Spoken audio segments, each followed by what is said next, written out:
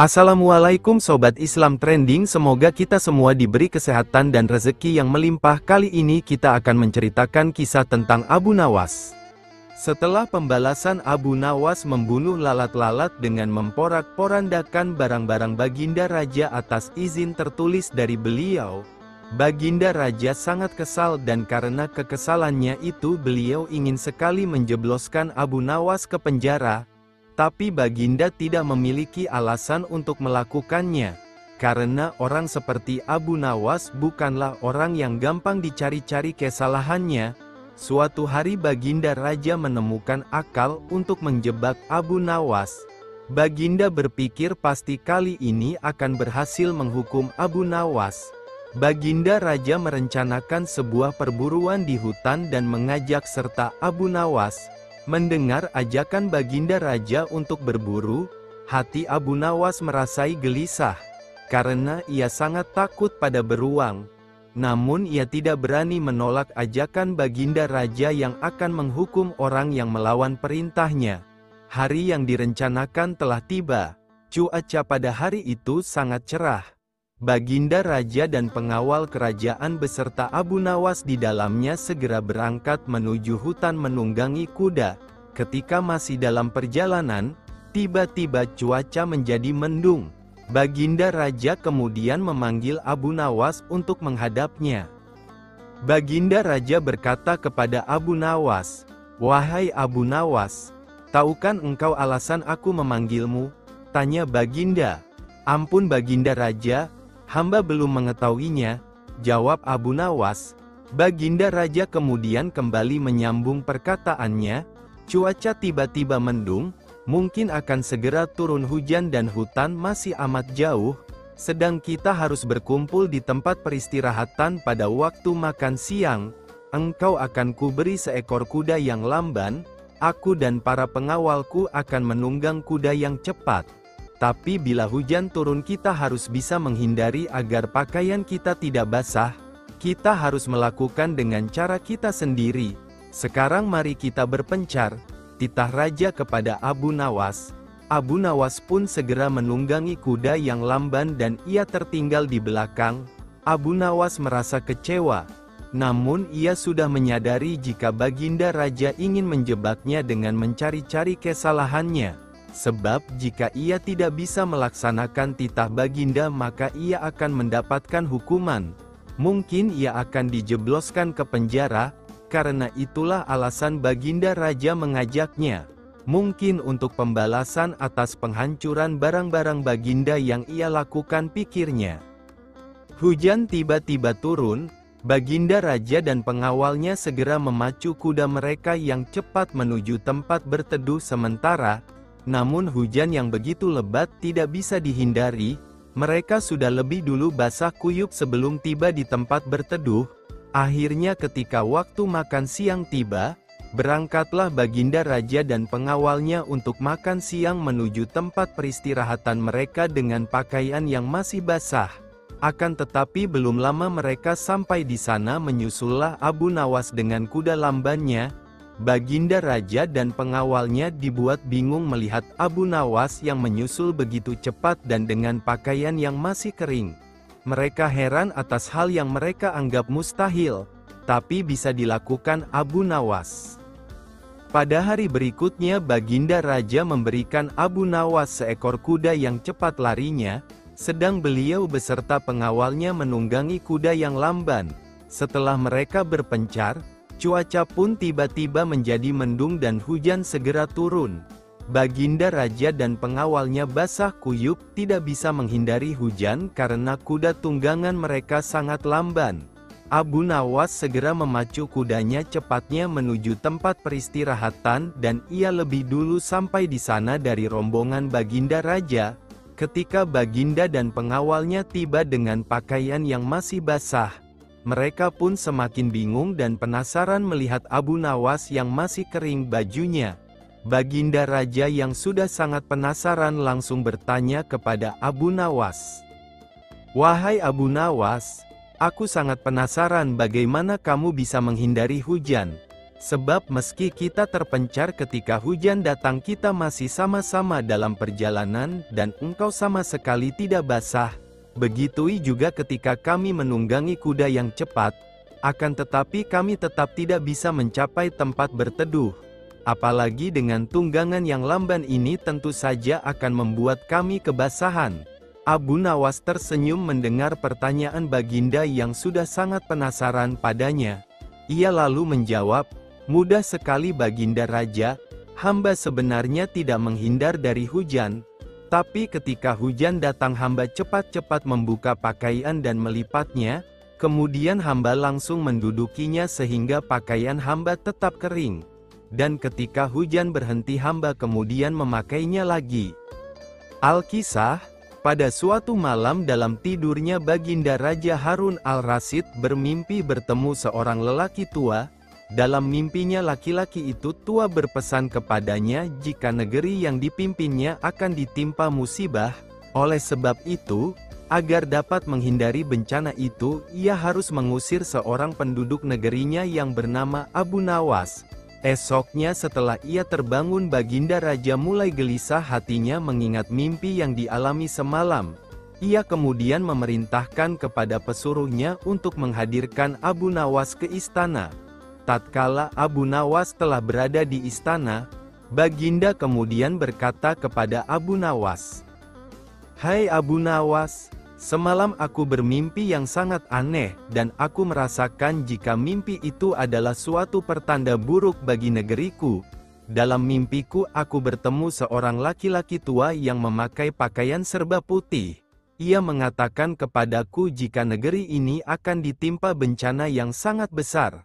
Agar itu tidak terjadi, ia berpesan agar aku mengusir seorang rakyatku dari negeri ini yang bernama Abu Nawas, dan ia juga mengatakan jika Abu Nawas itu ingin kembali maka hendaklah dia tidak berpijak di atas bumi atau mengendarai tunggangan apapun, tapi jika ia tidak bisa melakukan seperti itu maka ia tidak boleh lagi kembali ke negeri ini. Oleh sebab mimpi itu, maka aku yakin ada sebuah kesialan atas dirimu. Maka aku memutuskan untuk mengusirmu dari negeri ini," kata Baginda. Dengan perasaan yang berkecamuk setelah mendengarkan perintah Baginda Raja atas pengusiran dirinya, Abu Nawas kemudian meninggalkan istana dan kembali ke rumah. Ia menceritakan kepada istrinya tentang apa yang telah dititahkan Raja kepadanya. Istrinya merasa sangat sedih. Abu Nawas kemudian pergi meninggalkan keluarganya dengan bekal yang dibawa seadanya. Ketika dalam perjalanan ia terus memohon kepada Tuhan agar diberi petunjuk, ia pun terus memutar otaknya agar dapat keluar dari masalah itu. Abu Nawas terus berjalan tanpa tujuan yang pasti hingga ia berada di sebuah negeri.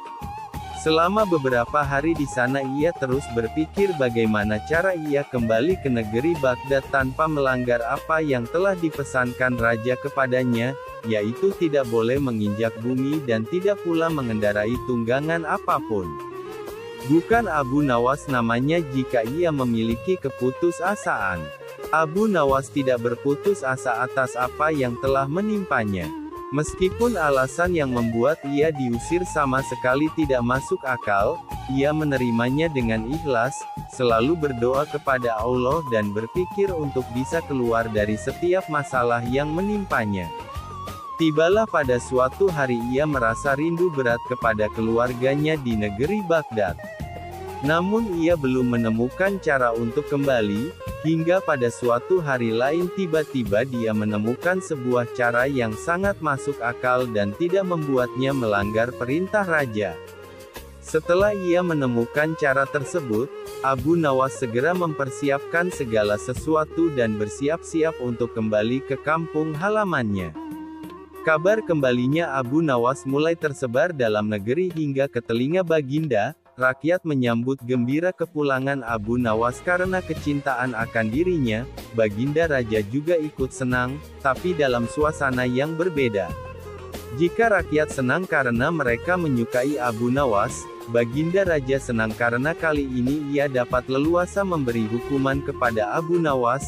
Baginda berpikir pasti mustahil Abu Nawas dapat kembali tanpa berpijak pada bumi atau menunggangi sesuatu. Tibalah Abu Nawas di istana dan menghadap Baginda Raja. Kehadirannya di istana membuat Baginda Raja sangat kaget ketika melihat Abu Nawas bergelantungan mengikat dirinya di bawah seekor keledai, dan kemudian Abu Nawas berkata kepada Baginda Raja, "Wahai Baginda Raja, bukankah engkau telah mengusirku dari negeri ini, dan melarangku kembali dengan berjalan memijak bumi dan tidak pula boleh menunggang apapun? Maka oleh sebab itu aku telah kembali dengan tidak memijak pada bumi dan tidak pula menunggung apapun, kecuali aku bergelantungan di bawah perut keledai." Melihat tingkah pola dan alasan yang diberikan Abu Nawas, Baginda Raja pun merasa masuk akal dan sangat memuaskan beliau. Akhirnya Abu Nawas bisa kembali ke keluarganya dan terbebas dari hukuman Baginda Raja. Abu Nawas mengelabui raja namanya saja Abu Nawas. Selalu punya 1000 cara untuk meloloskan diri dari hukuman. Kali ini adalah Raja Harun ar-Rasyid yang termakan tipuannya. Abu Nawas bebas dari hukuman raja setelah berjanji bahwa ia akan terbang. Berikut kisahnya.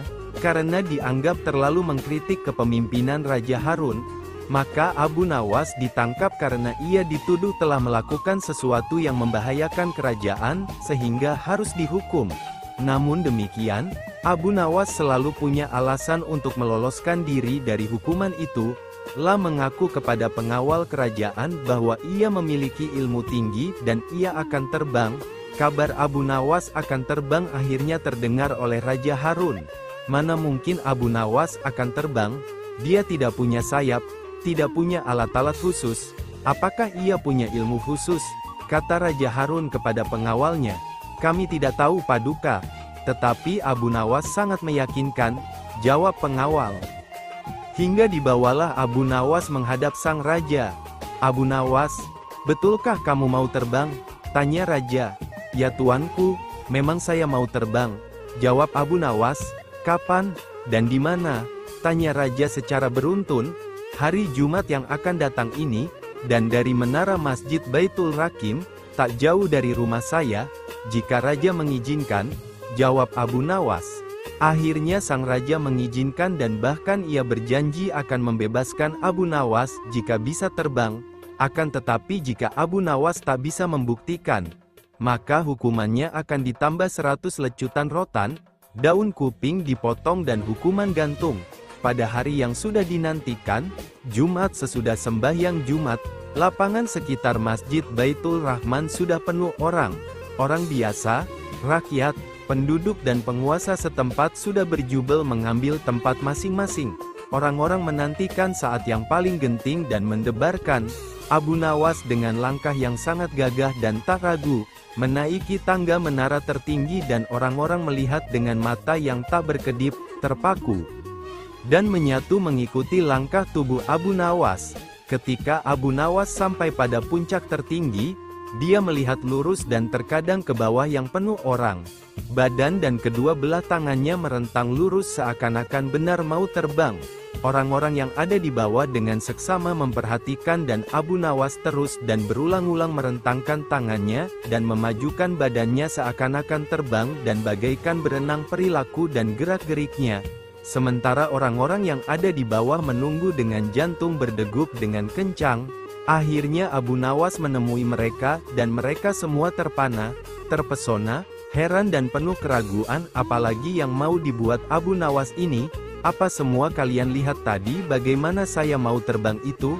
Tanya Abu Nawas. Ya, kami melihat, kamu menggerakkan kedua belah tanganmu dan badanmu bergerak ke depan, tampaknya memang bergaya mau terbang, kata orang banyak. Lalu apakah saya berbohong bahwa saya mau terbang pada hari Jumat ini dan di menara tertinggi Masjid Baitul Rakim ini? Tanya Abu Nawas. Ya tidak bohong, kamu betul mau terbang hari ini dan di sini. Tapi kenapa lalu kamu tidak terbang? Kata mereka. Yang saya katakan bahwa saya mau terbang, lalu saya coba. Lalu ternyata yang seperti kalian lihat tadi itu, kata Abu Nawas. Tapi ternyata kamu tidak bisa terbang. Kata mereka. Itu soal lain, saya tidak mengatakan bahwa saya mau terbang pada hari Jumat ini dan di sini. Itu yang saya katakan dan kalian semua tahu hal itu. Saya katakan bahwa saya mau terbang, hanya itu bukannya terbang, kata Abu Nawas. Orang-orang saling melihat dan mulut mereka bergumam. Tarikan nafas panjang karena Abu Nawas terlepas dari jeratan hukum. Orang-orang juga sama membenarkan bahwa Abu Nawas memang tidak berbohong.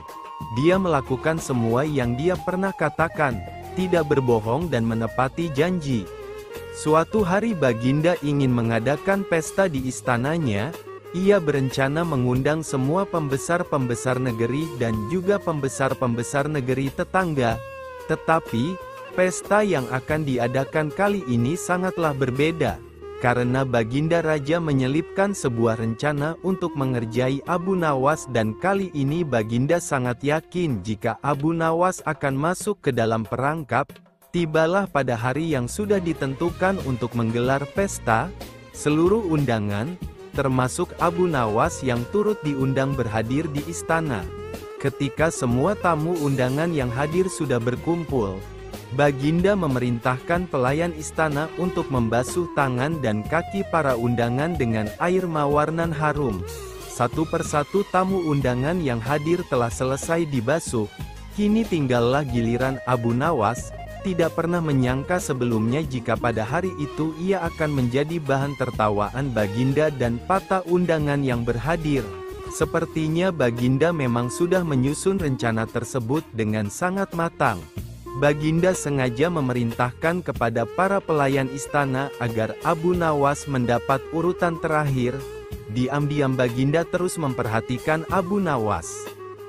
Pas ketika giliran Abu Nawas dibasuh tangan dan kakinya, pelayan langsung membasuh dengan air kencing unta yang dicampur dengan bunga-bunga yang sudah disiapkan sebelumnya sesuai perintah Baginda. Sontak saja seluruh tamu undangan yang hadir merasa tidak nyaman dengan bau yang ditimbulkan dan sibuk mencari sumber bau tersebut.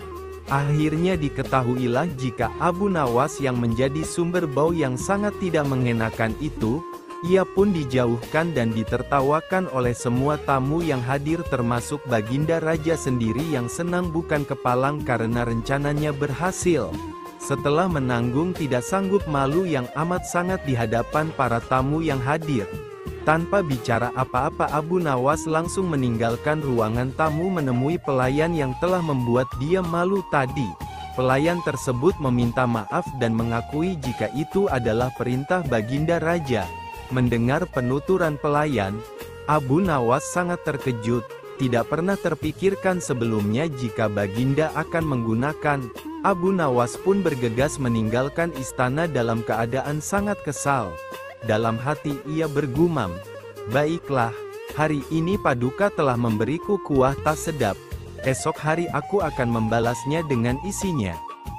Setelah kejadian dipermalukan di istana dengan kencing unta, Abu Nawas menaruh rasa kesal yang bukan main terhadap Baginda Raja, sehingga sejak saat itu ia tidak pernah menginjakkan lagi kakinya di istana. Karena sudah 2 bulan Abu Nawas tidak terlihat di istana, Baginda Raja pun merasa rindu akan tingkah pola dan cerita-cerita lucu dari Abu Nawas. Baginda pun mengutus pengawal untuk menghadirkan Abu Nawas ke istana. Akan tetapi Abu Nawas tidak bersedia memenuhi panggilan Baginda dengan alasan sakit parah dengan harapan Baginda Raja akan menjenguknya. Khawatir dengan kondisi Abu Nawas, Baginda pun menyempatkan diri untuk menengok Abu Nawas dengan diiringi para pengawal dan beberapa pejabat kerajaan. Pucuk dicinta ulam tiba. Begitu mendengar Baginda Raja menuju ke rumahnya, Abu Nawas langsung memasang aksi cerdasnya. Ia langsung meminta istrinya menyiapkan obat ajaib dengas berbentuk bulatan kecil-kecil. Akan tetapi yang diantara bulatan-bulatan obat tersebut sudah diselipkan tinja yang memang sudah dipersiapkan Abu Nawas sebelumnya. Baginda Raja pun segera menuruti perintah Abu Nawas. Begitu mata Raja terpejam, Abu Nawas cepat-cepat memasukkan butiran kotoran tadi ke mulut Baginda Raja. Spontan saja Baginda Raja bangkit membelalakkan matanya. Hai Abu Nawas, sepertinya engkau memberiku makan tinja ya, akan kuhukum berat engkau, kata Baginda. Abu Nawas pun segera bersimpuh memberi hormat kepada Baginda. Ampun Baginda, apakah Baginda masih ingat? 2 bulan yang lalu dalam sebuah pesta di istana Baginda telah lebih dahulu memberi hamba kuahnya, kencing unta. Oleh sebab itu untuk membalas kebaikan Baginda maka sekarang hamba memberi isinya, kotoran unta. Jikalau bukan karena kejadian itu, hamba tidak akan berani melakukan ini pada Baginda. Jika Baginda bersikeras ingin menghukum hamba, maka kejadian ini akan hamba beritahukan kepada orang lain, kata Abu Nawas. Mendengar penuturan Abu Nawas, Baginda pun merasa risau takut jika orang mengetahui jika ia telah memakan kotoran unta atas perintah Abu Nawas. Baiklah Abu Nawas, karena kejahilanku kemarin maka aku memaafkanmu. Tapi engkau tidak boleh memberitahukan siapa-siapa tentang kejadian ini, kata Baginda. Ampun Baginda, jika itu yang Baginda minta seperti itu, lain lagi ceritanya. Hamba minta 100 dinar sebagai biaya jaga rahasia, jawab Abu Nawas. Dasar kau Abu Nawas, kata Baginda geram. Baginda pun menyetujui permintaan Abu Nawas dengan menyerahkan pundi uang sebanyak 100 dinar, kemudian pamit pulang menuju istana bersama para pengikutnya. Abu Nawas tidak mau hadiah. Suatu ketika Abu Nawas dipanggil oleh Raja Harun ar-Rasyid di istana kerajaan dan terjadilah percakapan di antara keduanya. Rupanya kali ini Abu Nawas sedang memperingatkan rajanya perihal harta dunia yang tidak akan dibawa mati ke kuburan, karena Abu Nawas mengetahui bahwa ia dipanggil karena ingin diikat sebagai saudara raja dengan tali ikatan hadiah. Sesampainya di istana kerajaan, Abu Nawas dengan santainya menegur langsung kepada Raja Harun tanpa basa-basi terlebih dahulu. Wahai Amirul Mukminin, bagaimana nanti jika Allah menghadapkan Anda di hadapannya, lalu meminta pertanggungjawaban Anda tentang lalat hitam, burung kenari dan kulit ari, kata Abu Nawas kepada Raja Harun. Begitu mendengar penuturan Abu Nawas yang tiba-tiba itu, menyebabkan Raja Harun ar-Rasyid sedih, sehingga menangis terseduh-seduh. Melihat rajanya bersedih, salah seorang kepala pengawal segera bertindak dengan memarahi Abu Nawas. Wahai Abu Nawas, engkau diamlah, engkau telah menyakiti hati sang raja, bentak kepala pengawal kerajaan kepada Abu Nawas. Biarkan dia, kata Raja Harun, sebenarnya yang merusak dan menyakiti itu Anda, kata Abu Nawas dengan berani. Begini Abu Nawas, saya ingin mengikat tali persaudaraan denganmu dengan pemberian fasilitas dan hadiah-hadiah, kata Raja Harun ar-Rasyid. Kembalikan saja semua harta dari tempat semula yang hendak Paduka berikan kepada hamba, jawab Abu Nawas. Lalu bagaimana dengan kebutuhanmu? Tanya Raja Harun. Aku ingin Anda tidak melihatku dan aku pun tidak melihat Paduka. Ketahuilah wahai Amirul Mukminin, Aiman bin Nel dari Qudamah bin Abdullah al-Kalabi pernah berkata, aku telah melihat Rasulullah melempar jumrah Aqobah di atas untanya yang kemerah-merahan, tanpa ada pukulan dan tidak pula dengan pengusiran, jawab Abu Nawas. Setelah berkata demikian, Abu Nawas segera meninggalkan istana sambil bernyanyi. Nyanyian Abu Nawas, persiapanmu telah memenuhi bumi sepenuhnya, hambamu mendekat dan sekarang apa? Bukankah engkau bakal mati dalam kuburan? Pewarismu mengelilingi, hartamu tak dapat. Air susu yang pemalu kecerdasan Abu Nawas benar-benar menghibur Raja Harun ar-Rasyid. Suatu saat sang raja terlihat murka melihat pekerjaan pengawal kerajaan yang selalu tidak beres. Setelah diselidiki, ternyata para pengawal itu suka mabuk-mabukan. Wahai pengawalku semua, sudah sering aku peringatkan agar engkau jangan mabuk-mabukan, ujar Raja Harun. Para pengawal kerajaan terlihat begitu gemetar. Mereka tak berani menatap mata rajanya. Kepala mereka tertunduk sebagai pengakuan rasa bersalah. Ceritakan kepadaku, dari mana kalian mendapatkan arak-arak itu? Tanya raja. Untuk beberapa saat, para pengawal tak mau mengaku juga. Namun, Ketika Raja Harun membentak, akhirnya mereka mengaku juga. Abu Nawas yang membawa arak-arak itu ke istana, kami juga diajari mabuk-mabukan olehnya, ujar salah seorang pengawal. Jika demikian, cepat bawa Abu Nawas ke hadapanku. Kalau tidak, kalian semua harus menerima hukuman dariku, ujar Raja Harun. Keesokan harinya berangkatlah beberapa pengawal kerajaan ke rumah Abu Nawas. Sesampainya di rumah sederhana Abu Nawas, mereka kemudian memberitahukan maksudnya, bawalah botol ini ke hadapan raja dan katakan semua ini atas perintahku, ujar salah satu pemimpin pengawal itu. Tunggu dulu, dengan minuman arak ini, aku pasti akan dihukum oleh raja, kata Abu Nawas. Benar, tapi jika engkau berhasil lolos dari hukuman raja, aku akan memberimu sejumlah dinar, ucap pengawal itu. Lalu apa keuntunganmu dengan memberiku sejumlah dinar? Tanya Abu Nawas. Jika engkau lolos dari hukuman raja, maka kami semua juga akan lolos. Gunakanlah kecerdasanmu untuk mengelabui raja, jawab pengawal itu. Akhirnya Abu Nawas bersedia menerima tugas itu. Dengan memegang sebotol arak berwarna merah, ia menemui Raja Harun. Wahai Abu Nawas, apa yang engkau pegang itu? Tanya Raja Harun. Dengan gugup Abu Nawas menjawab, ini susu baginda, rasanya enak sekali, jawab Abu Nawas sekenanya. Bagaimana mungkin air susu berwarna merah? Biasanya susu kan berwarna putih bersih, kata Raja Harun keheranan sambil mengambil botol yang dipegang Abu Nawas.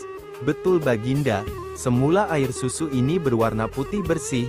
Saat melihat baginda yang gagah rupawan, ia tersipu-sipu malu, dan menjadi merah merona, jawab Abu Nawas yang mencoba mengambil hati Raja Harun. Mendengar jawaban Abu Nawas, baginda pun tertawa dan meninggalkannya sambil geleng-geleng kepala. Raja Harun sebenarnya tahu bahwa yang di dalam botol itu adalah arak. Namun karena penyampaian Abu Nawas yang membanggakan hati, ia tidak memberikan hukuman kepada Abu Nawas. Baiklah, untuk kalian semua aku maafkan. Akan tetapi jika kalian ulangi lagi, maka hukumannya akan berlipat ganda, titah sang raja.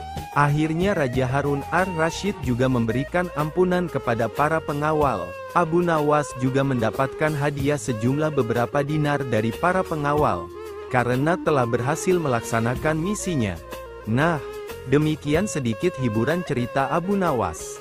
Di negeri Baghdad dahulu kala ada seorang menteri yang dikenal sangat jahat perangainya, sehingga ditakuti warganya, tidak bisa melihat perempuan cantik, terutama istri orang, pasti diambilnya.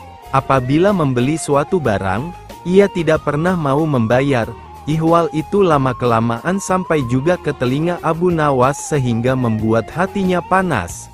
Maka Abu Nawas pun pasang niat tidak akan meninggalkan daerah itu sebelum sang menteri menghembuskan nafas terakhir alias mati. Kemudian Abu Nawas berangkat ke tempat menteri itu tinggal dan sengaja menyewa rumah yang berdekatan untuk melakukan investigasi. Setelah beberapa hari bergaul dengan penduduk di situ, ia pun kenal dengan sang menteri dan bahkan bersahabat baik. Begitu baiknya pendekatan yang dilakukan sampai-sampai menteri itu tidak bisa mencium rencana busuk Abu Nawas. Abu Nawas boleh masuk dan keluar rumah itu dengan bebas, sehingga ia tidak menaruh curiga sama sekali kepadanya. Di dalam rumah itu Abu Nawas melihat sebuah tiang gantungan yang digunakan untuk menggantung orang-orang yang bersalah kepada menteri itu. Cara menggantungnya pun dengan cara yang sadis, yaitu kaki di atas dan kepala di bawah. Dalam posisi demikian, orang itu dipukuli sampai mati. Dengan demikian memang betul berita-berita yang aku dengar tentang menteri ini, pikir Abu Nawas. Nantikanlah, aku pasti akan membalas.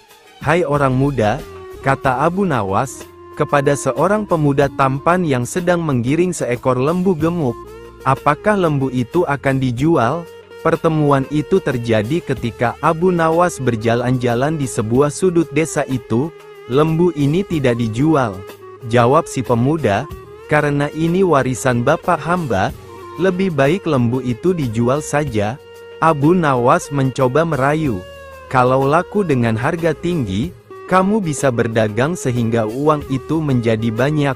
Betul juga kata Tuan, jawab si pemuda setelah berpikir sejenak. Namun untuk menjualnya hamba harus berkonsultasi dengan ibu di rumah. Kalau ibu setuju boleh Tuan membelinya. Itu akan lebih baik, ujar Abu Nawas. Sementara anak muda itu pulang. Abu Nawas memeras otak. Ia akan berusaha memanfaatkan ketampanan wajah anak muda itu untuk melaksanakan rencananya. "Hai menteriku, tunggulah bagianmu kelak," kata Abu Nawas dalam hati dengan perasaan geram. "Ibu setuju menjual lembu ini," kata pemuda itu kepada Abu Nawas, setelah keduanya bertemu lagi. "Bagus," kata Abu Nawas, "tetapi sebenarnya bukan aku yang akan membeli lembumu, melainkan menteri yang zalim itu. Oleh karena itu berikan harga yang pasti. Sesudah itu kita membuat perjanjian dan kamu yang akan melaksanakannya. Setuju?" tanya Abu Nawas. "Setuju," jawab si pemuda. "Giringlah lembumu itu ke kebun, dan tunggulah aku di sana," kata Abu Nawas. "Aku akan ke rumah menteri itu dan setelah itu aku menemuimu." "Hai menteri, ada seorang pemuda yang akan menjual seekor lembu gemuk," kata Abu Nawas. "Jika Anda tertarik, silahkan Anda beli dengan harga yang pantas, tidak mahal. Mari kita ke kebun itu." "Berapa harganya?" tanya si menteri begitu sampai di kebun. Las sangat tertarik dan ingin segera membelinya. 50 dinar, jawab si pemuda. "Boleh ditawar?" tanya si menteri. "Tidak bisa, karena lembu ini warisan bapak hamba," jawab si pemuda. "Baik, pasti kebayar harga itu," ujar si menteri. Maka disodorkan ujung tali pengikat lembu kepada menteri, namun ketika ditarik ternyata kosong. Rupanya diam-diam Abu Nawas telah melepas binatang itu. Namun karena harga telah disepakati, pemuda itu meminta bayarannya. "Mana lembunya?" tanya si menteri. "Masa hanya talinya? Aku tidak sudi membayar." Keduanya pun berbantah-bantahan dengan sengitnya. "Aku minta bayarannya," kata si pemuda. "Kalau tidak mau bayar, kembalikan lembuku." "Apa yang mesti ku bayar? Dan apa yang harus ku kembalikan?" Gila si menteri. "Cuma tali yang kau berikan kepadaku. Nih, ambillah, aku tidak butuh tali. Kerjamu memang cuma menipu dan menganiaya orang," kata si pemuda lagi. "Kamu memang zalim, mau makan darah orang kecil." Si menteri tidak menggubris lagi perkataan itu. Ia berjalan pulang ke rumahnya. Sementara si anak muda hatinya sangat sedih. Lembu hilang, uang melayang. "Barangkali memang itulah nasibku. Apa boleh buat?" keluhnya. Abu Nawas mengelabui raja namanya saja Abu Nawas. Selalu punya 1000 cara untuk meloloskan diri dari hukuman. Kali ini adalah Raja Harun ar-Rasyid yang termakan tipuannya. Abu Nawas bebas dari hukuman raja setelah berjanji bahwa ia akan terbang. Berikut kisahnya. Karena dianggap terlalu mengkritik kepemimpinan Raja Harun, maka Abu Nawas ditangkap karena ia dituduh telah melakukan sesuatu yang membahayakan kerajaan, sehingga harus dihukum. Namun demikian, Abu Nawas selalu punya alasan untuk meloloskan diri dari hukuman itu. La mengaku kepada pengawal kerajaan bahwa ia memiliki ilmu tinggi dan ia akan terbang. Kabar Abu Nawas akan terbang akhirnya terdengar oleh Raja Harun. Mana mungkin Abu Nawas akan terbang? Dia tidak punya sayap, tidak punya alat-alat khusus. Apakah ia punya ilmu khusus? Kata Raja Harun kepada pengawalnya. "Kami tidak tahu Paduka." Tetapi Abu Nawas sangat meyakinkan, jawab pengawal. Hingga dibawalah Abu Nawas menghadap sang raja. "Abu Nawas, betulkah kamu mau terbang?" tanya raja. "Ya tuanku, memang saya mau terbang," jawab Abu Nawas. "Kapan, dan di mana?" tanya raja secara beruntun. "Hari Jumat yang akan datang ini, dan dari menara Masjid Baitul Rakim, tak jauh dari rumah saya, jika raja mengizinkan," jawab Abu Nawas. Akhirnya sang raja mengizinkan dan bahkan ia berjanji akan membebaskan Abu Nawas jika bisa terbang. Akan tetapi jika Abu Nawas tak bisa membuktikan, maka hukumannya akan ditambah 100 lecutan rotan, daun kuping dipotong dan hukuman gantung. Pada hari yang sudah dinantikan, Jumat sesudah sembahyang Jumat, lapangan sekitar Masjid Baitul Rahman sudah penuh orang. Orang biasa, rakyat, penduduk dan penguasa setempat sudah berjubel mengambil tempat masing-masing. Orang-orang menantikan saat yang paling genting dan mendebarkan. Abu Nawas dengan langkah yang sangat gagah dan tak ragu, menaiki tangga menara tertinggi dan orang-orang melihat dengan mata yang tak berkedip, terpaku, dan menyatu mengikuti langkah tubuh Abu Nawas. Ketika Abu Nawas sampai pada puncak tertinggi, dia melihat lurus dan terkadang ke bawah yang penuh orang. Badan dan kedua belah tangannya merentang lurus seakan-akan benar mau terbang. Orang-orang yang ada di bawah dengan seksama memperhatikan dan Abu Nawas terus dan berulang-ulang merentangkan tangannya, dan memajukan badannya seakan-akan terbang dan bagaikan berenang perilaku dan gerak-geriknya. Sementara orang-orang yang ada di bawah menunggu dengan jantung berdegup dengan kencang. Akhirnya Abu Nawas menemui mereka, dan mereka semua terpana, terpesona, heran dan penuh keraguan. Apalagi yang mau dibuat Abu Nawas ini? Apa semua kalian lihat tadi bagaimana saya mau terbang itu? Tanya Abu Nawas. Ya, kami melihat, kamu menggerakkan kedua belah tanganmu dan badanmu bergerak ke depan, tampaknya memang bergaya mau terbang, kata orang banyak. Lalu apakah saya berbohong bahwa saya mau terbang pada hari Jumat ini dan di menara tertinggi Masjid Baitul Rahim ini? Tanya Abu Nawas. Ya tidak bohong, kamu betul mau terbang hari ini dan di sini. Tapi kenapa lalu kamu tidak terbang? Kata mereka. Yang saya katakan bahwa saya mau terbang, lalu saya coba. Lalu ternyata yang seperti kalian lihat tadi itu, kata Abu Nawas. Tapi ternyata kamu tidak bisa terbang, kata mereka. Itu soal lain, saya tidak mengatakan bahwa saya mau terbang pada hari Jumat ini dan di sini. Itu yang saya katakan dan kalian semua tahu hal itu. Saya katakan bahwa saya mau terbang, hanya itu bukannya terbang, kata Abu Nawas. Orang-orang saling melihat dan mulut mereka bergumam. Tarikan nafas panjang karena Abu Nawas terlepas dari jeratan hukum. Orang-orang juga sama membenarkan bahwa Abu Nawas memang tidak berbohong. Dia melakukan semua yang dia pernah katakan, tidak berbohong dan menepati janji. Baginda Raja Harun al-Rasyid baru saja membaca sebuah kitab tentang kehebatan Raja Nabi Sulaiman yang mampu memerintahkan para jin untuk memindahkan singgasana Ratu Bilqis di dekat istananya. Tiba-tiba saja Baginda merasa tertarik. Hatinya mulai tergelitik untuk melakukan hal yang sama dengan Raja Sulaiman itu. Secara tiba-tiba saja Baginda ingin agar istananya dipindahkan ke atas gunung agar lebih leluasa melihat pemandangan alam sekitar. Baginda pun berpikir sejenak, bukankah hal itu tidak mustahil bisa dilakukan oleh Abu Nawas yang terkenal amat cerdik di negerinya? Tanpa membuang waktu, Abu Nawas segera dipanggil ke istana menghadap Baginda Raja Harun al-Rasyid. Setelah menghadap, Baginda Raja berkata, "Sanggupkah engkau memindahkan istanaku ke atas gunung agar aku lebih leluasa melihat negeriku?" Tanya Baginda. Abu Nawas di luar dugaan tidak langsung menjawab pertanyaan itu. Lah berpikir sejenak hingga keningnya berkerut. Dalam hatinya ia berpikir kalau ia tidak mungkin menolak permintaan Baginda, kecuali memang ingin dihukum. Setelah berpikir, Abu Nawas akhirnya terpaksa menyanggupi permintaan Baginda yang merupakan proyek raksasa itu. Ada lagi permintaan dari Baginda, bahwa pekerjaan itu harus selesai hanya dalam waktu sebulan. Abu Nawas pun pulang dengan hati menggerutu. Setiap malam ia hanya berteman dengan bintang dan rembulan saja. Hari demi hari dilewati dengan kegundahan dengan proyek yang mustahil itu. Tiada hari yang lebih berat dalam hidup Abu Nawas kecuali hari-hari itu. Tetapi pada hari ke-9 ia tidak lagi merasa gundah gulana. Ya memang Imam Abu Nawas seorang yang cerdik lagi pandai.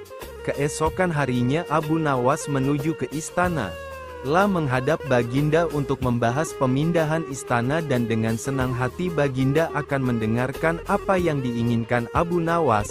Ampun tuanku, hamba datang ke sini hanya untuk mengajukan usul untuk memperlancar pekerjaan hamba nanti, kata Abu Nawas. Apa usul itu? Tanya Baginda. Hamba akan memindahkan istana Paduka yang mulia tepat pada hari raya Idul Kurban yang kebetulan hanya kurang 20 hari lagi, jawab Abu Nawas. Ampun tuanku, hamba datang ke sini hanya untuk mengajukan usul untuk memperlancar pekerjaan hamba nanti, kata Abu Nawas. Apa usul itu? Tanya Baginda. Hamba akan memindahkan istana Paduka yang mulia tepat pada hari raya Idul Kurban yang kebetulan hanya kurang 20 hari lagi, jawab Abu Nawas. Kalau hanya itu usulmu, baiklah, kata Baginda. Satu lagi Baginda yang mulia. Abu Nawas menambahkan, apalagi? Tanya Baginda. Hamba mohon Baginda menyembelih 10 ekor sapi yang gemuk untuk dibagikan langsung kepada fakir miskin, kata Abu Nawas. Usulmu aku terima, kata Baginda yang menyetujui usul Abu Nawas. Abu Nawas pun pulang dengan perasaan riang gembira. Kini tidak ada lagi yang perlu dikhawatirkan, toh nanti bila waktunya tiba ia pasti akan dengan mudah memindahkan istana Baginda ke atas gunung. Jangankan hanya ke puncak gunung, ke dasar samudra pun Abu Nawas sanggupi. Berita itu mulai tersebar ke seluruh pelosok negeri. Hampir semua orang berharap cemas. Tetapi sebagian besar rakyat merasa yakin akan kemampuan Abu Nawas. Karena selama ini Abu Nawas belum pernah gagal melaksanakan tugas-tugas aneh yang diberikan kepadanya. Namun ada juga yang merasa ragu akan keberhasilan Abu Nawas kali ini. Saat yang dinantikan akhirnya tiba juga. Rakyat berbondong-bondong menuju lapangan untuk melakukan salat Idul Kurban. Dan seusai salat, 10 sapi sumbangan dari Baginda disembelih lalu dimasak kemudian dibagikan kepada fakir miskin. Nah kali ini giliran Abu Nawas yang harus melakukan tugas berat itu. Abu Nawas pun berjalan menuju istana dan diikuti oleh rakyat. Sesampainya di depan istana, Abu Nawas bertanya kepada Baginda, ampun tuanku yang mulia, apakah istana sudah tidak ada orangnya lagi? Tanya Abu Nawas. Tidak ada, jawab Baginda Raja singkat. Kemudian Abu Nawas berjalan beberapa langkah mendekati istana. Abu Nawas berdiri mematung seolah-olah ada yang ditunggu. Akhirnya Baginda Raja tidak sabar juga. Abu Nawas, mengapa engkau belum juga mengangkat istanaku? Tanya Baginda. Hamba sudah siap sejak tadi Baginda, jawab Abu Nawas. Apa maksudmu sudah siap sejak tadi? Abu Nawas, apa maksudmu sudah siap sejak tadi? Kalau engkau sudah siap, lalu apa yang engkau tunggu? Tanya Baginda dengan heran. Hamba menunggu istana Paduka yang mulia diangkat oleh seluruh rakyat yang hadir untuk diletakkan di atas pundak hamba. Setelah itu, hamba tentu akan memindahkan istana Paduka yang mulia ke atas gunung sesuai permintaan Paduka, jelas Abu Nawas. Baginda Raja yang mendengar penjelasan Abu Nawas ini merasa terpana. Dalam hati dia berpikir bahwa tiada mungkin seorang manusia pun di muka bumi ini yang menyamai kejayaan Raja Sulaiman. Betapa cerdiknya si Abu Nawas ini dengan alasan yang masuk akal. Masih ingatkan, pada saat Rasulullah yang pada waktu salat diganggu oleh jin Ifrit, dan beliau pun ingin menangkap Ifrit itu dan merantainya di tiang masjid. Namun hal itu tidak beliau lakukan karena teringat akan doanya Raja Sulaiman yang merupakan raja dari segala raja yang tidak akan dimiliki oleh seorang pun setelah meninggalnya Nabi Sulaiman. Minta tolong pada lalat. Kisah Abu Nawas yang minta tolong pada lalat. Abu Nawas hanya tertunduk lesu dan sedih ketika mendengarkan penuturan istrinya. Tadi pagi beberapa pekerja dari kerajaan telah membongkar rumahnya dan mereka terus menggali tanpa bisa dicegah lagi. Mereka mengatakan bahwa tadi malam Baginda Raja bermimpi kalau di bawah rumah Abu Nawas terpendam emas dan permata yang tak ternilai harganya. Tetapi setelah mereka terus menggali ternyata emas dan permata itu tidak ditemukan. Baginda akhirnya meminta maaf kepada Abu Nawas dan bersedia mengganti kerugian. Inilah yang membuat hati Abu Nawas sedih. Lama Abu Nawas memeras otak. Namun belum juga ia menemukan muslihat untuk membalas Baginda. Makanan yang dihidangkan istrinya tidak dimakan karena nafsu makannya lenyap. Malam pun tiba. Namun Abu Nawas tetap tidak beranjak dari tempat duduknya. Keesokan harinya Abu Nawas melihat lalat-lalat mulai menyerbu makanan Abu Nawas yang mulai basi. Tiba-tiba Abu Nawas tertawa riang. "Tolong ambilkan kain penutup untuk makananku dan sebatang besi," kata Abu Nawas kepada istrinya. "Untuk apa?" tanya istrinya. "Membalas Baginda Raja," jawab Abu Nawas. Dengan muka berseri-seri Abu Nawas berangkat menuju istana. Setibanya di istana Abu Nawas membungkuk hormat dan berkata, "Ampun tuanku, hamba menghadap hanya untuk mengadukan perlakuan tamu-tamu yang tidak diundang. Mereka memasuki rumah hamba tanpa izin dari hamba dan berani memakan makanan hamba," kata Abu Nawas mengadu. "Siapakah tamu-tamu yang tidak diundang itu wahai Abu Nawas?" tanya Baginda. "Lalat-lalat ini, tuanku," jawab Abu Nawas. "Kepada siapa lagi kalau bukan kepada Baginda? Hamba mengadukan perlakuan yang tidak adil ini," jelas Abu Nawas. "Lalu keadilan yang bagaimana yang engkau inginkan?" "Hamba hanya menginginkan izin tertulis dari Baginda sendiri agar hamba bisa dengan leluasa menghukum lalat-lalat itu." Baginda Raja tidak bisa menolak permintaan Abu Nawas karena pada saat itu para menteri sedang berkumpul di istana. Maka dengan sangat terpaksa Baginda membuat surat izin yang isinya memperkenankan Abu Nawas memukul lalat-lalat itu dimanapun mereka hinggap. Tanpa menunggu perintah, Abu Nawas mulai mengusir lalat-lalat di piringnya hingga mereka terbang dan hinggap di sana-sini. Dengan tongkat besi yang sudah dibawanya sejak tadi, Abu Nawas mulai mengejar dan memukuli lalat-lalat itu, bahkan di kaca. Abu Nawas dengan leluasa memukul kaca itu hingga hancur. Kemudian vas bunga yang indah, kemudian patung hias sehingga sebagian dari istana dan perabotannya remuk diterjang tongkat besi Abu Nawas. Bahkan Abu Nawas tidak merasa malu memukul lalat yang hinggap di tempayan Baginda Raja. Baginda Raja tidak bisa berbuat apa-apa kecuali menyadari kekeliruan yang telah dilakukan terhadap Abu Nawas dan keluarganya. Dan setelah merasa puas, Abu Nawas mohon diri. Barang-barang kesayangan Baginda banyak yang hancur dan bukan itu saja, Baginda juga menanggung rasa malu. Abu Nawas pulang dengan perasaan lega. Istrinya pasti sedang menunggu di rumah untuk mendengarkan cerita apa saja yang dibawa dari istana. Pelajaran yang bisa kita petik dari kisah Abu Nawas kali ini adalah bahwa kita harus selalu minta izin jika bertamu ke rumah orang. Jangan main selonong saja dan jangan mentang-mentang memiliki kekuasaan yang tinggi. Pada suatu hari ayah Abu Nawas bernama Maulana yang sudah tua dan sakit parah, dan akhirnya meninggal dunia di istana. Ayah Abu Nawas adalah seorang kadi kerajaan yang juga menghambakan diri pada Baginda Raja Harun al-Rasyid. Abu Nawas dipanggil ke istana, lah diperintah Baginda untuk mengubur jenazah ayahnya itu sebagaimana adat Syekh Maulana. Apa yang dilakukan Abu Nawas hampir tiada bedanya dengan Kadi Maulana, baik mengenai tata cara memandikan jenazah hingga mengkafani, menyalati dan mendoakannya.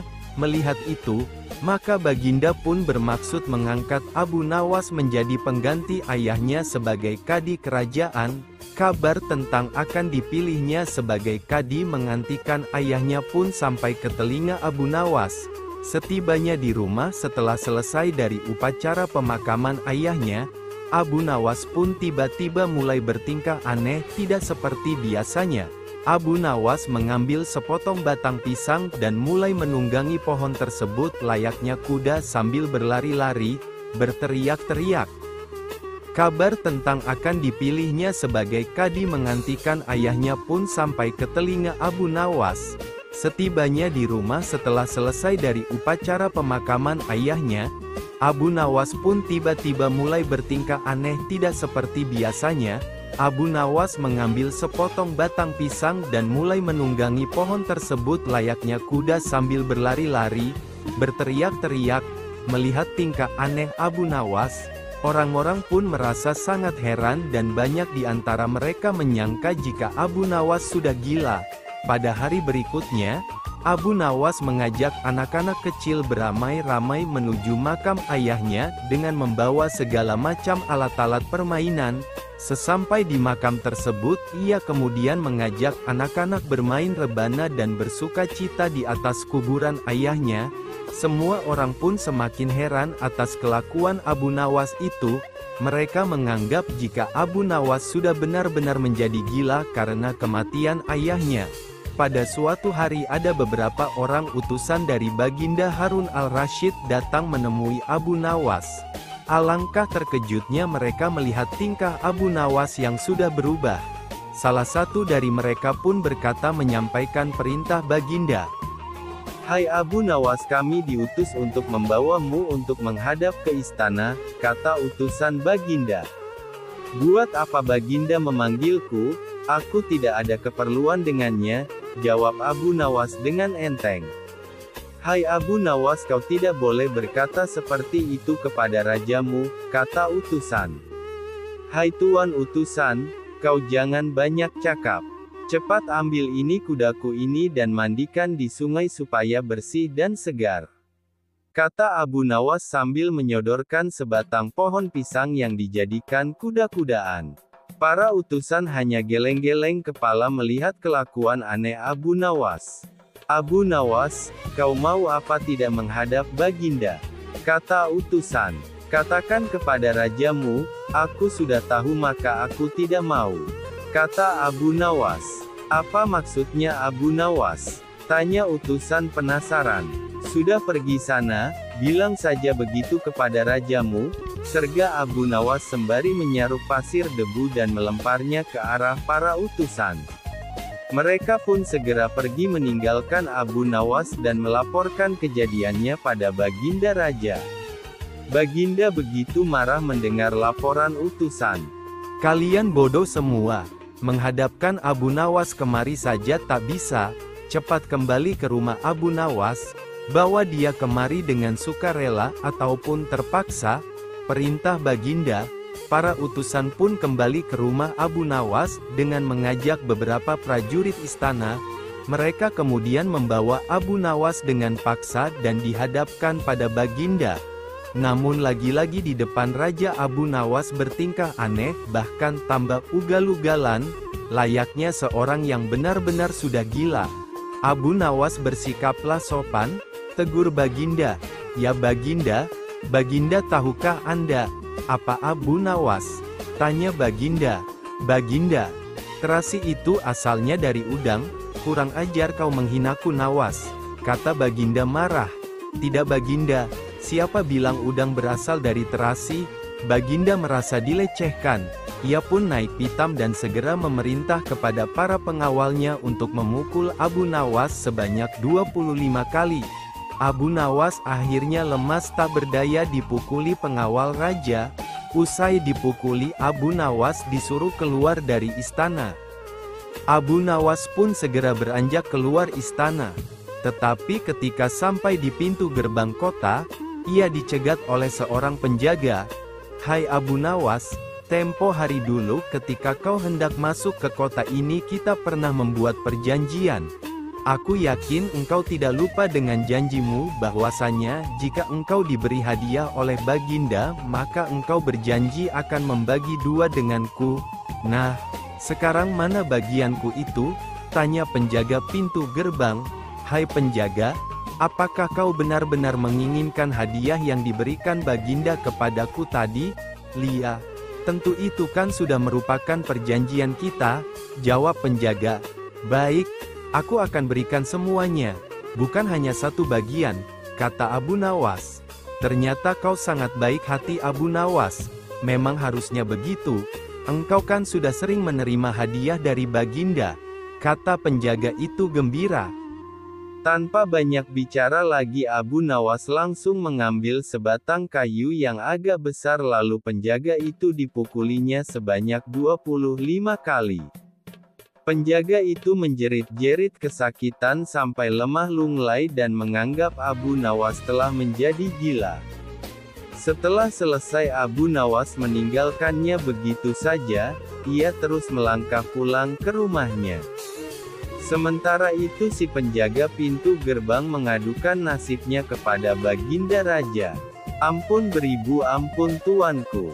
Hamba datang kemari mengadukan Abu Nawas yang telah memukul hamba sebanyak 25 kali tanpa suatu kesalahan.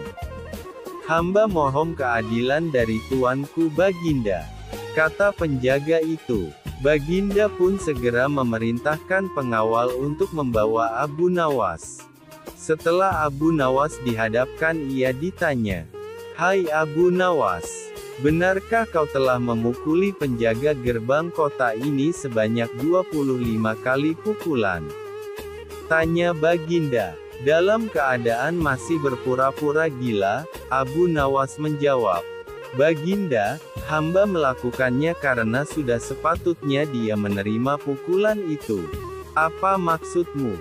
Coba engkau jelaskan sebab musababnya kau memukuli orang itu," tanya Baginda. Hamba dan penjaga pintu gerbang ini telah membuat perjanjian bahwa jika hamba diberi hadiah oleh Baginda maka hadiah tersebut akan dibagi dua. Satu bagian untuknya, satu bagian untuk hamba.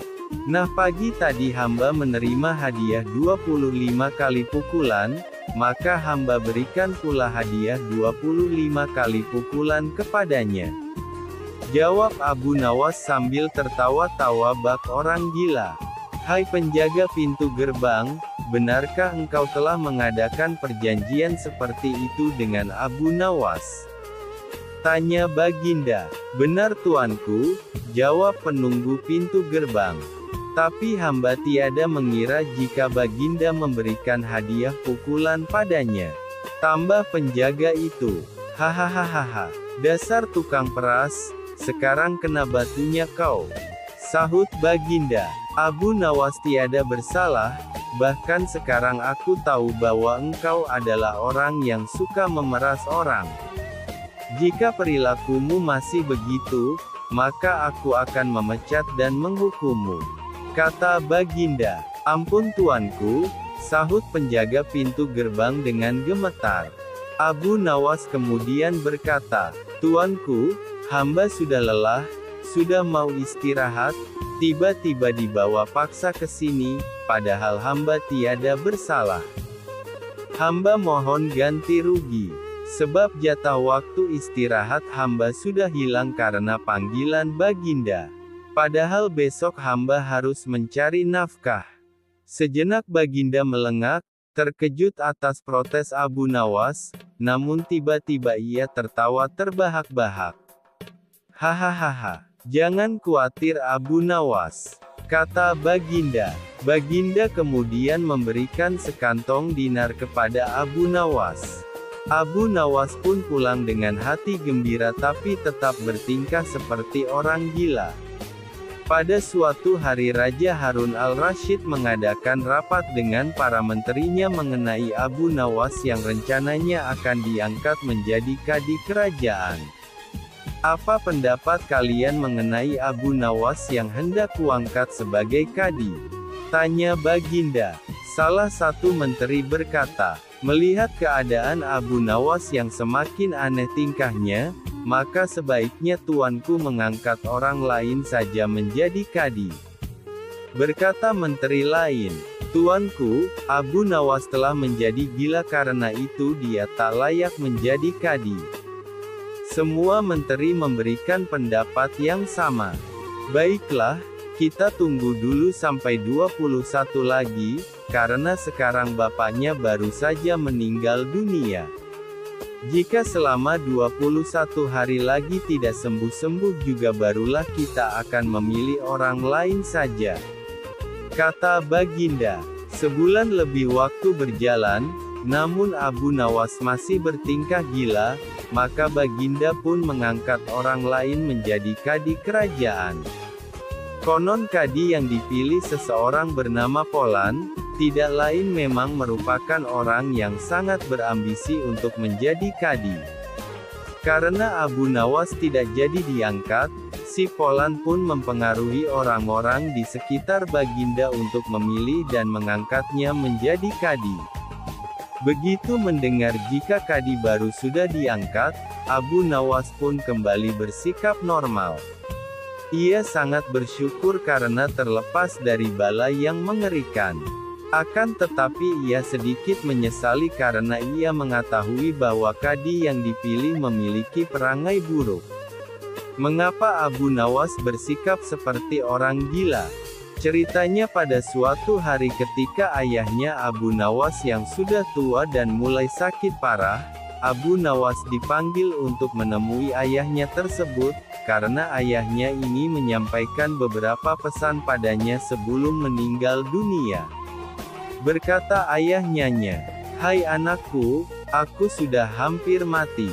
Sekarang cobalah engkau cium telinga kanan dan telinga kiriku ini." Abu Nawas segera menuruti permintaan ayahnya, telah mencium telinga kanan bapaknya, ternyata mengeluarkan bau harum, sedangkan yang sebelah kiri mengeluarkan bau busuk.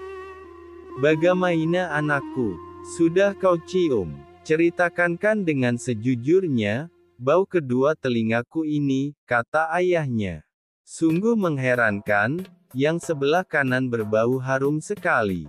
Tapi, yang sebelah kiri baunya amat busuk," kata Abu Nawas heran. "Hai anakku Abu Nawas, tahukah apa sebabnya bisa terjadi begini?" tanya ayahnya. "Wahai bapakku, cobalah ceritakan kepadaku," kata Abu Nawas. Ayahnya kemudian berkata, "Pada suatu hari datang dua orang mengadukan masalahnya kepadaku. Yang seorang aku dengarkan keluhannya. Tapi yang seorang lagi karena aku tidak suka maka tidak ku dengar pengaduannya. Inilah resiko menjadi kadi penghulu.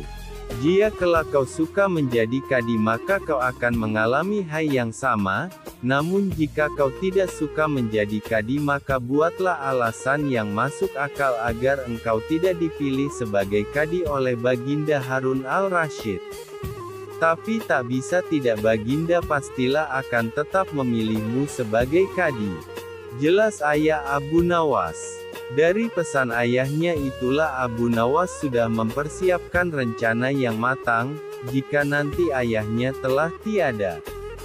Hanya untuk menghindarkan diri agar tidak diangkat menjadi kadi, seorang kadi atau penghulu pada masa itu kedudukannya seperti hakim yang memutus suatu perkara. Walaupun Abu Nawas tidak menjadi kadi namun dia sering diajak konsultasi oleh Baginda Raja untuk memutus suatu perkara. Bahkan ia kerap kali dipaksa datang ke istana hanya sekedar untuk menjawab pertanyaan Baginda Raja yang aneh-aneh dan tidak masuk akal.